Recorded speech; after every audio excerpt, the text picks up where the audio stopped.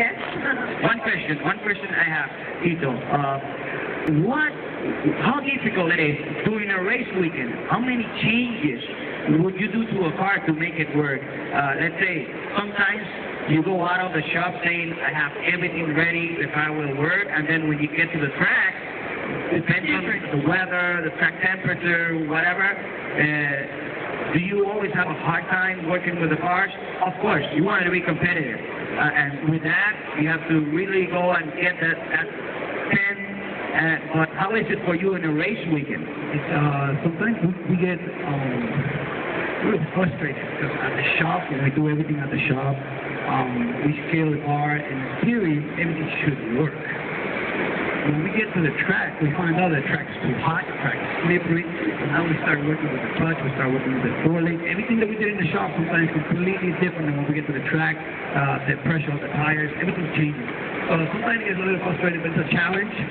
I love it, because when I see that the track is like in a real bad condition and some people are struggling, and one of my cars just makes it to point B, I love that. That's the best satisfaction. Yeah, right there, your work shows. Your work, your knowledge, the management of the technology, definitely it works.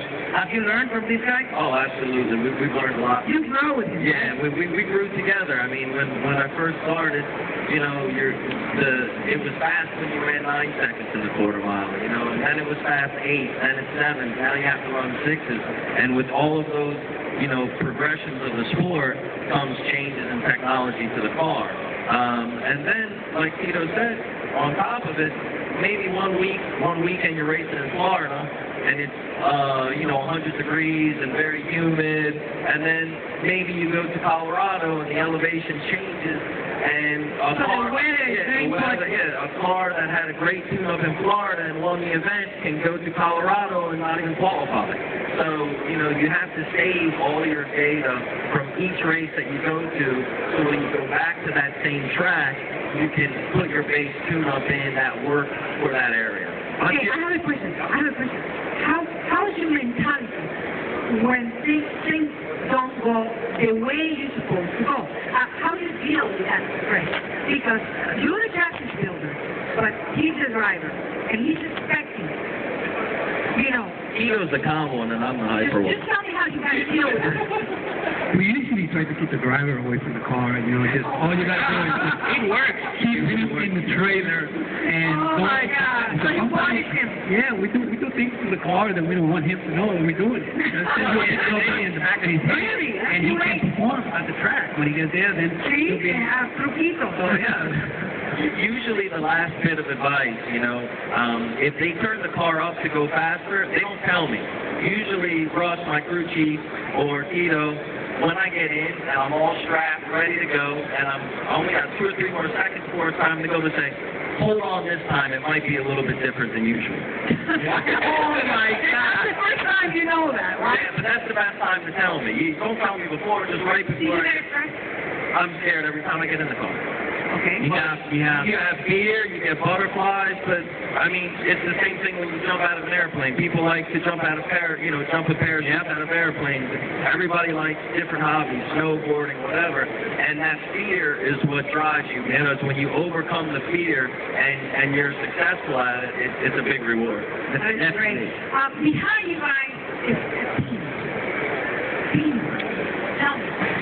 Tell me a little bit about that. That's the most important thing in any type of racing, auto racing. You gotta have a good team. You gotta have the right people working the car, and the people that you can tell them what do you want in that car, and they can respond quick. And Dee Karagiannis got one of the best teams out there. He got Ross, and he's got Gary out there. When we were working, going through the NHRA circuits, we actually did pretty good for our brand new car, and the car that we were doing a lot of research on it.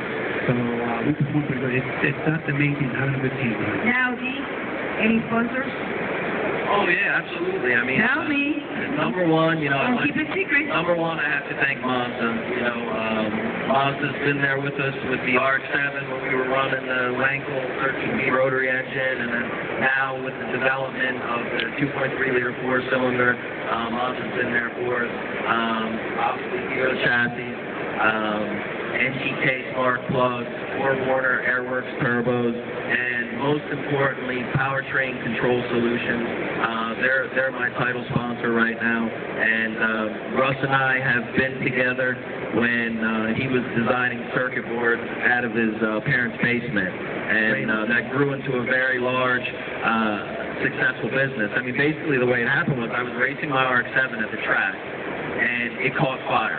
And I was by myself, I had no team, no help, nothing, and I was frustrated. I said, that's it, I'm done. I'm not going back to racing anymore, because I just can't do this by myself. And there was Russ at the track, and we met, and he started talking to me, and he's like, you know, man, I'll help you rebuild this, and the rest is history. Wow. Beautiful. I told you. Yeah. Yeah, I'm sorry. That wasn't the only fire, by the We will way. spend a lot of time talking with these guys. There's people watching that have questions like, okay, he's a driver, but drag racing is only going straight. It's not only that. As a driver, how difficult is it to go from 0 to 200 or go from a quarter mile in 7 seconds? What happens there? Are you always in the throttle? What happens with the gears? Are the tires spinning? What is the most difficult thing to make a car go from 0 to a quarter mile in 7 seconds? I mean, anybody that thinks it's easy to drive a drag car because it's going straight, I invite them to get behind the wheel of my car and give it a try, because it's not easy to do, especially the way we're doing it. I mean, to take you through a path, everything happens so fast. To keep it in perspective, the first gear change is less than 1 second. So, you know, you're taking off, and the initial G-forces are probably somewhere between 3 and 4 G-forces on takeoff. Probably 3, not close to 4. Yeah, but that's a lot. Yeah, it's a lot of G's. Takeoff is 3, and you get to keep it in perspective, the 8th mile takes you 4 seconds, and you're already doing over 150 miles an hour. So you're going from 0 to 150 in 4 seconds. In 4 seconds. And there's 3... But it's not easy. No, it's not easy at all. I mean, a very fast pass is a car that's on the verge of losing traction. You basically want it to black track down. So, I mean, at any moment, it's going to, it could get loose on it. Wow, it has been, it's that far, it has been very interesting. Sadly, there's no more time for us today, maybe tomorrow or later. Have more time. We will have more guests and talk to you a little bit more about this. Thank you for watching. We are live through GoRacingTV.com. This is a special live show, live streaming show for the PRI show, thanks to Mazda and Cooper Tires. I'm Alfredo Nin, joined by Magda Torino. Thanks, Dee. Thank you, Tito. And thank you for watching.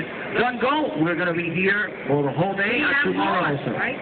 Remember to follow us on Twitter, GoRacingTV, and Facebook, GoRacingTV. Remember always also, fasten your seatbelt. Respect everything on the street, okay?